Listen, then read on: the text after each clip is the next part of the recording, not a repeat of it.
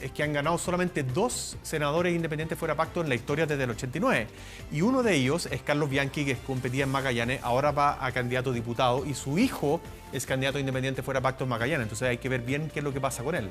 Sí, baja la votación de Jaime Mañalich, o sea, es un factor que sorprende en este volumen, por supuesto. Estamos hablando del 4,72% de las mesas. Ya seguiremos actualizando, pero tenemos nuevo cómputo en la elección presidencial. Con el 49,63% de los votos, casi el 50%, José Antonio Kast se consolida en el primer lugar con 28,64%. Gabriel Boric en el segundo lugar, 24,44%. Aquí no hay mucho cambio, diría yo, en los porcentajes. También se consolida Franco Parisi en el tercer lugar, con 13,60%. Yanna Proboste en el cuarto lugar. Ya recordemos que escuchamos al presidente del Partido Socialista entregarle su apoyo inmediato a Gabriel Boric en la segunda vuelta. Y escucharemos en algunos minutos más las palabras de la candidata de Nuevo Pacto Social. Sebastián Sichel queda en quinto lugar con 11,96%. Sexto lugar para Marco Enrique Sominami con 7,57% y Eduardo Artés en último lugar con 1,42%. Podemos decir que ya cuando tenemos casi el 50% de los votos, Marco, esto podemos decir que ya de hablar de una tendencia y de un resultado definitivo. Primer lugar para José Antonio Kast, segundo para Gabriel Boric. Y tercero para Franco Parisi, que es la gran sorpresa, que no lo previeron las encuestas, no lo preveímos en ningún momento. Entonces aquí hay, insisto, que estudiar bien el perfil de ese elector de Franco Parisi, ¿no es cierto? ¿Cuáles son las motivaciones? Porque va a ser un elector que probablemente defina o tenga un rol muy importante en la segunda vuelta. Insisto, parte de ese electorado que apoyó a Parisi el 2013, luego votó por Evelyn Matei. Por lo tanto, ese es un elemento, el único que por ahora tenemos, ¿no? Y que es un voto, yo insisto, creo que es un voto antisistema de castigo a los partidos políticos. Por eso no va a ser tan fácil conquistar ese voto para José Antonio Kast, ¿o sí, Kenneth? No, o sea, a ver, lo que normalmente pasa entre la primera y la segunda vuelta es que los candidatos van más al centro. Claro. Se moderan un poco, hablan un poquito más de gradualidad, buscan al votante, tratan de convencer a votantes, ¿no? Entonces, José Antonio Kast, que está en el extremo derecho o en el costado, va a tener que moverse un poco del centro, tiene que conversar con Parisi, tenemos que ver qué es lo que va a decir Parisi, tenemos que ver bien también cuál va a ser el contingente legislativo de Parisi. Ya vimos que podrían elegir un candidato a senador y eso podría ser muy importante en términos de como una ficha a poner sobre la mesa para negociar. Hablando de contingente legislativo, ¿cómo está quedando el Senado por regiones, Iván? Recordemos que se está renovando la mitad del Senado de la Cámara Alta esta vez. Sí, y fíjate que sigue habiendo sorpresas porque evidentemente un candidato como Franco Parisi, que arrastra a nivel presidencial 13,6% de los votos hasta el momento y se queda en el tercer lugar, tiene una lista parlamentaria. Y de hecho estamos viendo aquí en la región de Antofagasta, donde tuvo muy buen desempeño. Esteban Velázquez, bueno, un tradicional de la zona, 30,49% estaría en el Senado. Paulina Núñez, también de Renovación Nacional. Y ojo acá, el Partido de la Gente, Paola Devia, 7,63% de los votos, con el 8,31% de las mesas escrutadas. Eventualmente, si esta votación se mantiene, tendría senadora el Partido de la Gente en la zona norte. Coquimbo. Vamos con Daniel Núñez del Partido Comunista, 16,14%. Llega al Senado. Matías Walker, 12,88%. Sergio Gaona de la UDI también sería senador electo por la región de Coquimbo después de aplicar el método DONT.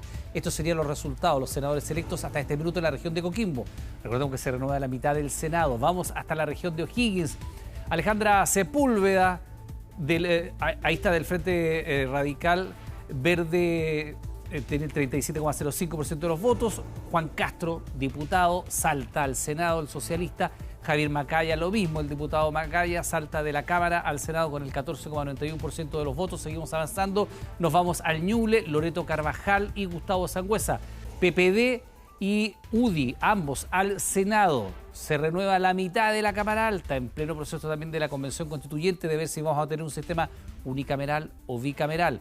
Del Ñuble vamos al Biobío. Veamos qué dice la región del Biobío en materia senatorial. 8,31% de las mesas escrutadas. Sebastián Keitel, de Evópolis, 12,09%. Gastón Saavedra, socialista, 9,44%. Y ojo, otra candidata más del Partido de la Gente, de Franco Parisi, María Angélica Ojeda, aplicado el método DON, estaría siendo senadora electa en la región del Biobío. Las sorpresas de la lista de Parisi no van solo por el lado presidencial y qué va a pasar con él en segunda vuelta. Lograría instalar también senadora acá en el Biobío, nada menos. Vámonos ahora hasta Los Ríos, ¿le parece? 8,31%, y acá están expresadas las fuerzas. María José Gatica, de RN, Alfonso Urresti, socialista, y Faumelisa Maquepillán, también socialista. Aquí se produciría una situación de doblaje. Arrastra Alfonso Urresti con esa votación a la candidata Maquepillán, que también llegaría al Senado en la región de Los Ríos. Y finalmente vamos a seguir avanzando hacia Los Lagos. Veamos qué pasa en la región de Los Lagos. También renueva la Cámara Alta, y esta sería la votación hasta el minuto. Un socialista, un RN y un UDI, Fidel Espinosa, un conocido, Alejandro Santana, e Iván Moreira, que vuelve ahí a quedarse en Los Lagos como senador. Un UDI, RN y un socialista. Vámonos a Magallanes, extremo sur de nuestro país. Alejandro Kusanovich estaría siendo electo con el 14,65% de los votos, mientras que Juan Arcos del PRI con el 9,98% sería el otro senador de la región extremo sur de nuestro país. Y en la metropolitana, los 5 senadores, se producen cambios. Fabiola Campillay, atención con esto, es candidata independiente fuera de pacto. Una tarea titánica la de Fabiola Campillay, que estaría siendo electa con el 15,74% de los votos. Manuel José Osandón, 11,49%. Rojo Edwards, republicano, también ahí de CAS. Claudia Pascual, del Partido Comunista. Puede ser una sorpresa esto del Partido Comunista, ¿no? Muchos apostaban por Tellier. A lo mejor allí lo que pasó, evidentemente, con Oliva afectó mucho en esta votación. Y Luciano Cruzcoqui, de Bópoli, también llegaría al Senado con el 4,2% de los votos. Se produjeron cambios. Acá salió Oliva, salió Mañalich, y finalmente se instalan Luciano Cruzcoqui y Claudia Pascual en esa lista, con la buena votación que está sacando Fabiola Campillay y Constanza. Claro, todavía podemos pensar en algunos cambios, ¿cierto? Sobre todo en los 5 senadores de la región metropolitana. Marco Moreno, cuando tú ves, claro, que ahora salió Jaime Mañalich y entró Luciano Cruzcoqui, que es de Bópoli, recordemos, y entonces eso también podría cambiar, podría volver a cambiar. Claro, compañero de lista.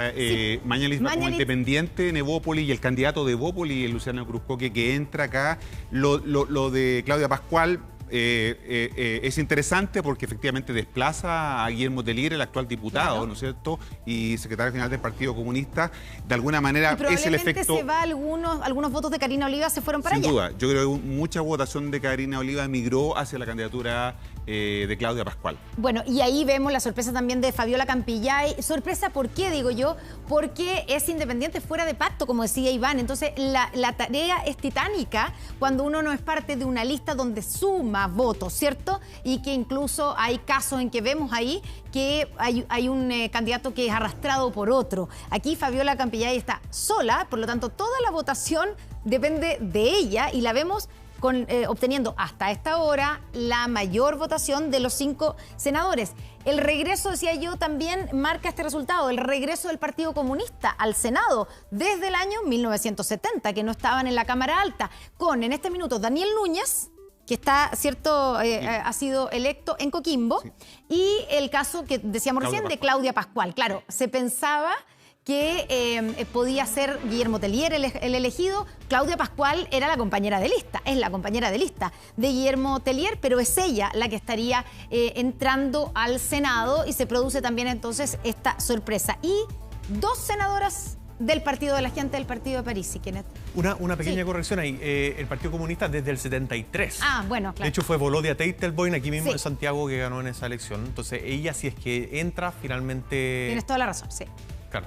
Pero claro, o sea, es histórico el regreso del Partido Comunista, que está presente en la Cámara de Diputados, pero no hasta ahora en el Senado, y volvería, exacto, con 2 representantes. Y otra cosa, yo decía, entran en el Senado el Partido de la Gente, que no estaba, ¿cierto? Con 2 senadores hasta ahora. El Partido Republicano, con Rojo Edwards, que ha estado, fue diputado, ¿cierto? Pero no era del Partido Republicano. Y lo otro, la Democracia Cristiana no obtiene ningún senador, ni senadora. Yo sé que tiene en las regiones impares que no están renovando el Senado, sí tiene 3 senadoras. Tiene la misma Yasna Proboste, ¿cierto? También Jimena Rincón, y me está faltando Carolina Goich, pero que termina ahora su periodo. Sí. Exactamente, su periodo. Bueno, y exactamente en Magallanes no le fue bien a la democracia cristiana. Sí, pero bueno, lo interesante también con todas estas tendencias es que refleja bien lo que está pasando en una elección presidencial, ¿no? Lo que decíamos en el comienzo. O sea, si José Antonio Kast tiene 30%, Gabriel Boric tiene 24%, van a ser fuerzas importantes también en el Congreso. Franco Parisi con 13% algo tiene que elegir, entonces de seguro va a tener alguna candidata senadora como la que estamos viendo ahí o candidato a diputado. Yo creo que eso es más o menos evidente. Mientras analizamos los resultados, estamos con la pantalla dividida, ¿cierto? Estamos con el comando de Gabriel Boric a un lado, al izquierdo de